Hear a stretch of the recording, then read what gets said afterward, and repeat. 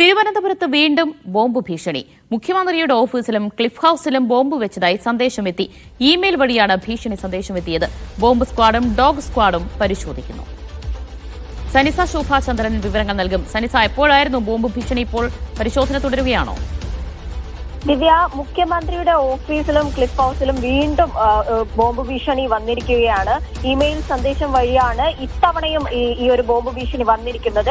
ഈ ഇമെയിലിന്റെ ഒരു കണ്ടന്റ് എന്ന് വെച്ചാൽ കരൂർ ആൾക്കൂട്ട മരണവുമായി ബന്ധപ്പെട്ടുള്ളതാണ്. ഇത്തരത്തിൽ ഇത് ആർട്ടിഫിഷ്യലി സൃഷ്ടിക്കപ്പെട്ടതാണെന്നും ഈ ദുരന്തം അതുപോലെ തന്നെ തമിഴ്നാട്ടിലുള്ള രാഷ്ട്രീയ നേതാക്കൾക്കും പോലീസുകാർക്കടക്കം ഈ ഒരു ദുരന്തവുമായി ബന്ധമുണ്ടെന്നും ഈ ഇമെയിലിൽ ആരോപിക്കുന്നുണ്ട്. അതുകൊണ്ട് തന്നെ കരൂർ ദുരന്തം CBI അന്വേഷിക്കണമെന്ന് ആവശ്യപ്പെട്ടുകൊണ്ടാണ് ഇത്തരത്തിൽ ഇതിന്റെ ഒരു പ്രതികാര നടപടിയുടെ ഭാഗമായിട്ടാണ് കേരള ക്ലിഫ് ഹൌസിലും അതുപോലെ തന്നെ മുഖ്യമന്ത്രിയുടെ ഓഫീസിലും ബോംബ് വെച്ച് ബ്ലാസ്റ്റ് ചെയ്യാൻ തീരുമാനിച്ചിരിക്കുന്നത് എന്ന തരത്തിലുള്ള ഒരു മെയിൽ സന്ദേശമാണ് മുഖ്യമന്ത്രിയുടെ ഓഫീസിലെ മെയിലിലേക്ക് എത്തിയിരിക്കുന്നത്. ഇത്തരത്തിൽ പല തവണയായിട്ട് മുഖ്യമന്ത്രിയുടെ ഓഫീസിലും ക്ലിഫ് ഹൌസിലും അതുപോലെ തന്നെ പല ഭരണ നിർവഹണ കേന്ദ്രങ്ങളിലും ആശുപത്രികളിലും മെഡിക്കൽ കോളേജ്, ജനറൽ ആശുപത്രി, അതുപോലെ തന്നെ ഹൈക്കോടതി എന്നിവിടങ്ങളിലൊക്കെ ഇത്തരത്തിൽ മെയിൽ സന്ദേശം എത്തുന്നത് ഒരു സ്ഥിര സംഭവമാണ് തിരുവനന്തപുരത്തെ സംബന്ധിച്ചിടത്തോളം.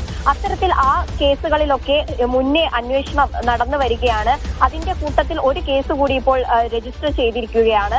അത്തരത്തിൽ ഇപ്പോൾ ഈ ഒരു ക്ലിഫ് ഹൌസിലും അതുപോലെ തന്നെ മുഖ്യമന്ത്രിയുടെ ഓഫീസിലുമൊക്കെ ബോംബ് സ്ക്വാഡും ഡോഗ് സ്ക്വാഡും പരിശോധിക്കുന്നുണ്ട്. പോലീസ് മുന്നേ തന്നെ ഈ ഒരു വിഷയത്തിൽ ഇത്തരം മെയിൽ സന്ദേശങ്ങൾ എത്തുന്നതിൽ കേസെടുത്ത് അതിന്റെ അന്വേഷണം നടത്തി വരികയാണ്. ഈ മെയിലിന്റെ ഉറവിടം കണ്ടെത്താൻ വേണ്ടിയിട്ടുള്ള അന്വേഷണം മുന്നേ തന്നെ നടന്നു വരുന്നുണ്ട്. അതിന്റെ കൂട്ടത്തിൽ ഒരു കേസ് കൂടി ഇപ്പോൾ രജിസ്റ്റർ ചെയ്യപ്പെട്ടിരിക്കുകയാണ്. ദിവ്യ.